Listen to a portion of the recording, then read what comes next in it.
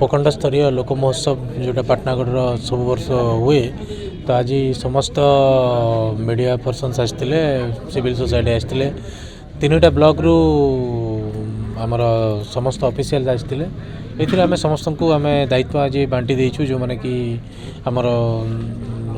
उपखंड स्तरीय लोक महोत्सव जमी सुरुखुर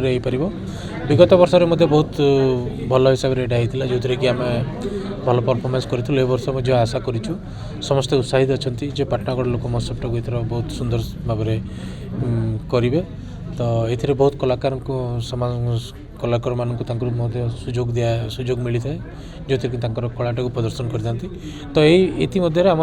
जनवरी 10 तारीख पाटनागढ़ लोक महोत्सवटा हम बोली फाइनाल माने स्थिरकृत होती समस्ते सहयोग करेंगे जो थी कि आम बहुत भल हिसाब से एथर पालन करें हाँ तापर आम जो जनवरी 26 एथर प्रस्तुति बैठक होता आज भी समस्ते civil society members all officials ये रही तो जनवरी 26 एक गोटे जमी समस्त मिलित भाव में कार्य रही है तो समस्त डिपार्टमेंट को तांकर निर्दिष्ट काम गुड़ा सूचाई दि जाता आउ कौ समय कौ कार्य हम आउ विभिन्न कल्चरल प्रोग्राम जमी होता है आउ विभिन्न क्विज आ बहुत कंपटीशन माने जोटा होता है बहुत स्कूल स्तर में कॉलेज स्तर में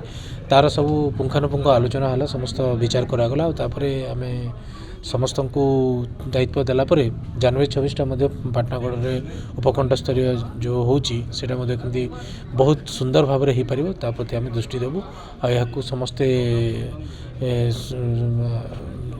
आलोचना करूँ आलोचना कला